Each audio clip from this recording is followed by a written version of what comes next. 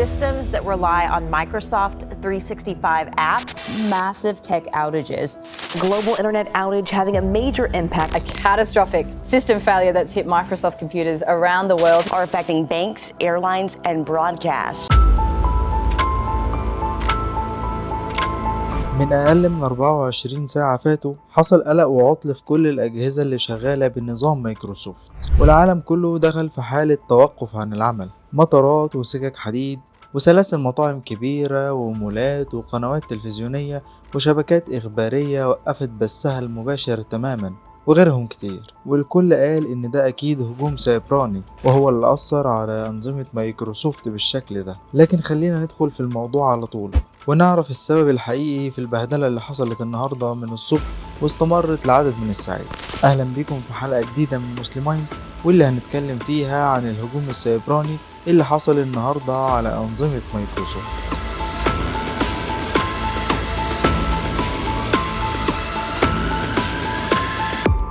في البداية خلينا نعرف يعني ايه هجوم سيبراني. الهجوم ده هو ببساطة هجوم إلكتروني على أنظمة الكمبيوتر أو الشبكات أو الأجهزة الرقمية، والهجوم ده بيبقى لهدف بالتأكيد، إما إنه يكون لمجرد الأذى بدون مبرر أو بهدف التجسس أو سرقة معلومات مثلا. والهجمات دي بيقوم بيها أفراد أو جماعات إجرامية أو حتى الحكومات لأغراض مختلفة. لكن بعد تكهنات كتيرة عن سبب الأعطال الكتيرة اللي حصلت النهاردة، واللي كان سببها هي شركة الأمن السيبراني العالمية كراود سترايك، ودي شركة أمريكية لتكنولوجيا الأمن السيبراني. والشركة دي بتساعد الشركات في إدارة الأمن في مجال تكنولوجيا المعلومات، وده بيشمل كل حاجة بيتم الوصول ليها عن طريق الإنترنت. ومهمتها الأساسية هي حماية الشركات ومنع اختراق البيانات والهجمات السيبرانية. والشركة بالفعل شاركت في مكافحة العديد من الهجمات الإلكترونية اللي حصلت قبل كده، زي مثلا اختراق شركة سوني بيكتشرز سنة 2014، ده غير تسريب البريد الإلكتروني سنة 2016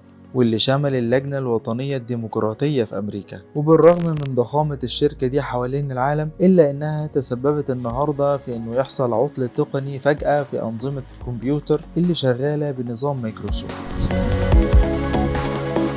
مايكروسوفت قالت إن المشكلة بدأت الساعة 5:56 مساء بتوقيت أمريكا، وأثرت على أنظمة متعددة للعملاء، من بينها مثلا خدمات أجر ومجموعة تطبيقات مايكروسوفت 365. واللي حصل النهاردة باختصار إن أي مؤسسة أو شركة أو حتى منظمة حكومية أو مطارات، أي حاجة بتعتمد على النظام مايكروسوفت في شغلها وقفت تماما، وبدأ العالم كله يدخل في حالة من الخوف والقلق بسبب الأعطال اللي عمالة تظهر واحدة ورا التانية. ومن أهم الأعطال اللي حصلت النهاردة أعطال المطارات، زي مثلا إن إدارة الطيران الفيدرالية الأمريكية قالت إن شركات طيران زي المتحدة وأمريكان ودلتا كلهم وقفوا عن العمل تقريبا. ده غير شركات الطيران والسكك الحديدية في إنجلترا اللي اتأثرت بشكل كبير جدا. وعلى جانب تاني وفي فرنسا، ومع وصول الرياضيين والمشاهدين من جميع أنحاء العالم لأولمبياد باريس، إدارة مطار باريس أعلنت إن أنظمة الكمبيوتر بتاعتها ما تأثرتش بالانقطاع، لكن في مطارين تانيين رئيسيين في باريس اتعطلوا بشكل كامل، لدرجة إن منظمين أولمبياد باريس نفسهم قالوا إن الانقطاع أثر على أنظمة الكمبيوتر بتاعتهم بشكل كامل، وإن حصل تأخير في وصول بعض اللاعبين وأهلهم لفرنسا. وفي ألمانيا، مطار برلين وقف الرحلات لعدد من الساعات بسبب الصعوبة في تسجيل الركاب، وتعلق هبوط بعض الطيارات في مطارات تانية كتيرة في ألمانيا. ده غير المجر وإيطاليا وتركيا اللي عطلوا عدد كبير من الرحلات. وشركة الخطوط الجوية الهولندية KLM قالت إنها اضطرت تعلق معظم عملياتها. ده غير مطارات أمستردام اللي أعلنت إن المشكلة أثرت على الرحلات اللي كانت في الجو والرحلات اللي كانت لسه هتتحرك. ومش بس الدول دي، دول كتيرة جدا بدأت المطارات فيها تتحول لحالة من الفوضى الغريبة. في الهند مثلا اضطرت معظم شركات الطيران إنها تسجل الركاب يدويا. والمشاكل دي ما كانتش في المطارات بس. استراليا مثلا كل حاجة فيها اتأثرت بشكل كبير جدا، وحصل عطل كبير في موقع داون ديتكتور، والموقع ده بيشمل بنوك وشركات طيران بالإضافة لشركات الاتصالات والإنترنت. يعني كل حاجة في البلد وقفت تقريبا، ده غير وسائل الإعلام الوطنية بما فيهم هيئة الإذاعة الأسترالية. لكن المشكلة الأكبر كانت في المستشفيات. على سبيل المثال خدمة الصحة الوطنية في إنجلترا قالت إن الانقطاع سبب مشاكل في معظم المكاتب الطبية في جميع أنحاء إنجلترا، ده غير NHS إنجلاند اللي قالت في بيان إن العطل بيأثر على نظام المواعيد وسجلات المرضى في جميع أنحاء نظام الصحة. ده غير إن مستشفيات كتير في ألمانيا لغت كل العمليات الجراحية اللي كانت متحددة في التوقيت ده، لكن رعاية الطوارئ طبعا ما تأثرتش. وفي جنوب إفريقيا أكتر من بنك كبير أعلنوا إنهم بيواجهوا عطل كبير على مستوى البلاد، ونظام الدفع أو السحب بالفيزا وقف تماما. حركة الشحن والنقل بين الدول هي كمان اتأثرت، وأعلن مركز الحاويات الرئيسي في مواني بولندا إنه بيواجه مشاكل كبيرة بسبب الانقطاع العالمي. كل المشاكل دي بدأت لما شركة كراود سترايك من أسبوع تقريبا نزلت تحديث جديد لمنتج فالكون، واللي قالت فيه إنه هيوفر سرعة ودقة ملهاش مثيل في كل خدماتها، والكل هيستفيد من التحديث ده. وطبعا ادينا شفنا النتيجة. لكن خلينا نسأل السؤال المهم، هل كل اللي حصل ده بسبب هجوم سيبراني فعلا، ولا الكلام ده مش حقيقي؟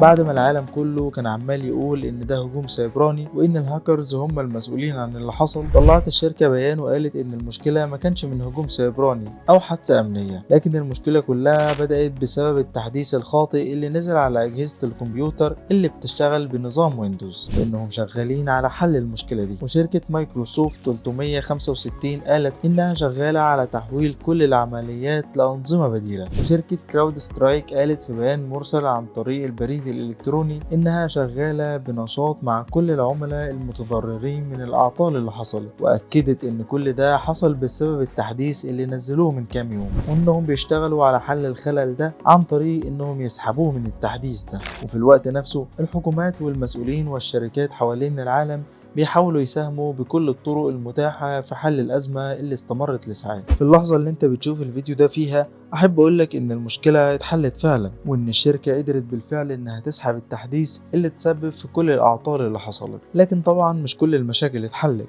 مش كل المطارات بدأت تشتغل تاني، مش كل الركاب قدروا انهم يسافروا من اماكنهم اللي اتحبسوا فيها، وده لان بحسب موقع فلايت اوير ففي 2000 رحلة اتلغوا داخل المطارات الامريكية، فما بالك بباقي المطارات. وبرغم ان المشكلة تبان انها اتحلت فعلا، الا ان حل المشكلة دي هياخد وقت طويل شوية، والناس اللي اتأثرت في المطارات والشركات والمؤسسات الحكومية هيحسوا بتأثير المشكلة دي على فترات كبيرة، وده لان برنامج كراود سترايك بيشتغل على مستوى عميق شوية في الأنظمة، وعلشان كده تشغيل الأنظمة والأجهزة اللي اتأثرت تاني بنفس الكفاءة هيكون تحدي كبير جدا. لكن الأعطال اللي حصلت النهاردة دي خلت الناس كلها تسأل سؤال مهم، يا ترى لو عطل زي اللي حصل النهاردة ده اتسبب في انتهاء كل التكنولوجيا اللي موجودة في كوكب الأرض، هيكون ايه شكل الحياة وقتها؟ وهل هنرجع للحياة البدائية، ولا ساعتها هيكون في حل عشان نحافظ على التكنولوجيا اللي وصلنا لها؟ دي كانت كل معلوماتنا في حلقة النهاردة من مسلماينز. ما تنسوش تقولوا لنا رأيكم في الكومنتات، وما تنسوش تعملوا شير للفيديو وسبسكرايب للقناة عشان يوصلكم فيديوهاتنا الجاية كلها.